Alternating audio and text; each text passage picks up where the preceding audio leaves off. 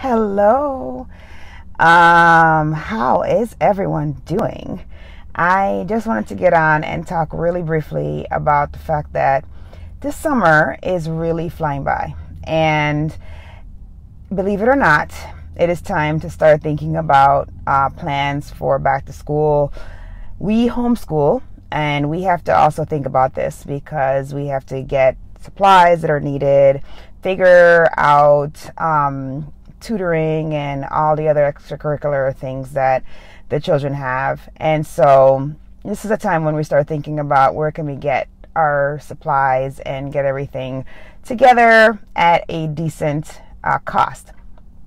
So as we try to eke out those last few weeks of summer and enjoy it to the fullest, we are also thinking about ways in which we can maximize our dollar during this time.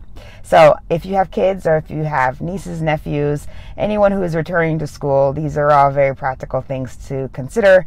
As you know, now lots of children are having to procure their school supplies on their own because unfortunately there's not a lot of funding often, and sometimes teachers are having to supplement that on their personal income. So if you can, they usually send a list home with items that they wish the parents to gather, and so you can look at that list and kind of see what you need to get. So I saw some really cool things I discovered just thinking about this particular live, and one thing that I found was that there is usually a plethora of items within your own home, and you may not realize this. So if you kind of go combing through the closets or combing through those little junk drawers that you have in your kitchen or in your office, you may find some of those supplies that you maybe bought like a long time ago and had stashed away and forgot about. Or you may find supplies that you actually need, and that would save you from having to buy new supplies. So take an inventory within your home. Hey, Rashana. Hi, thanks for joining. Taking inventory within your own home is a great way to see if you already have these items that are on the list for your children.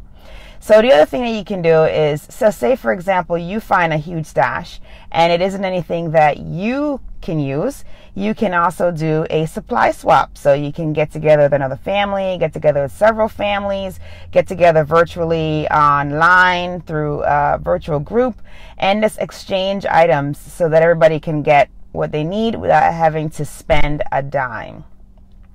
Other things that you can do, you can go to thrift stores, or there are other kinds of exchanges, bartering kind of situations where you can exchange your supplies for something else and get what you need that way.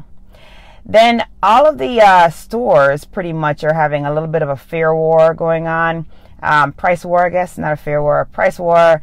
And you can get lots of items that you typically, if you kind of shop around, you can see that you can get several items that would normally be 3, 4, 5 times the price during a regular year for a lot less, because they know people are trying to get their school supplies. So an example of this is in our area, our Kroger store always has crayons, like the little pack of 24 Crayola crayons for 49 or 59 cents, right?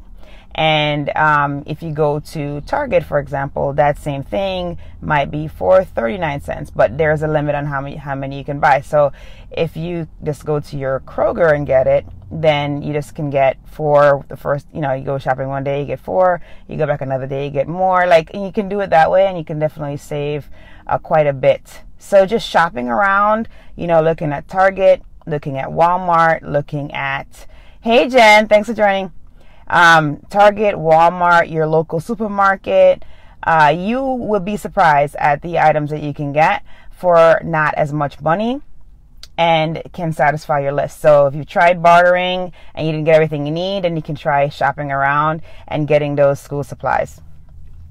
The other thing is you may need to get supplies. Hey Tisha, thanks for joining. You may need to get supplies for the extracurricular activities. So if your cherub is into sports, you know that can get pretty expensive pretty darn fast. And sorry, the sun was in my eye. And so, you know, we love going to Play It Again Sports. And if you have one in your area, that's a really great place to go, because you can turn in stuff that you no longer need, have use for, and then you can get items for your children, cleats, if they're playing fall field sports, or even like hockey sticks, whatever. You can get pretty much anything at Play It Again, and it is for a fraction of the price because it's gently used, and there's nothing wrong with that. You know, kind of, I guess, is it called upcycling? Maybe it's called upcycling, but it's like rotating the items around and getting the full use of each thing so it doesn't end up in a landfill. That's always great, right? So that's another thing that you can do. The other thing is, and then the last tip that I'll provide for you today, from my little mini research here as I'm looking into other ways in which we can save as we're getting ready to go back to school, is you can literally follow, you know, several of the stores online, and then you can see they'll basically send out an announcement for when they're having their sale, so you can really effectively shop around and get the best price on items. So, you know, and don't forget places like Staples and Best Buy, because sometimes they may have some really good deals on some items that you might need. You know, like, you know, you'd be surprised, a stapler or like calculator, or if your kids are older, you know, some other electronic products that you may need for school. These are just really great ways to get the best bang for your buck. Sometimes there are Groupons and other kind of mass deals that you can find for a lot of the items as well. So, hey, Tony. Hey, Amy. Thanks for joining. So I was just saying that, you know, there's, oh, and then how could I forget Retail Me Not? Retail Me Not, if you want something more expeditious, like they want it to arrive sooner, then probably not like Zulily, because Zulily tends to sometimes take a little bit of a time for the items to get to you.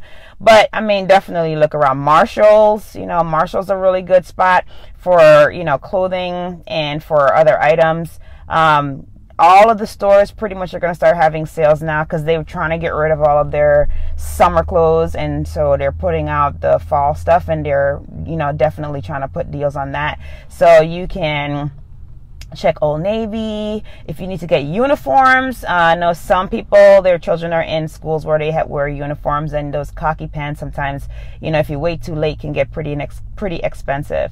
So even just going to like Old Navy, they have their sales, you can get a pretty good deal on a bunch of khaki pants, and you'd be good for the year.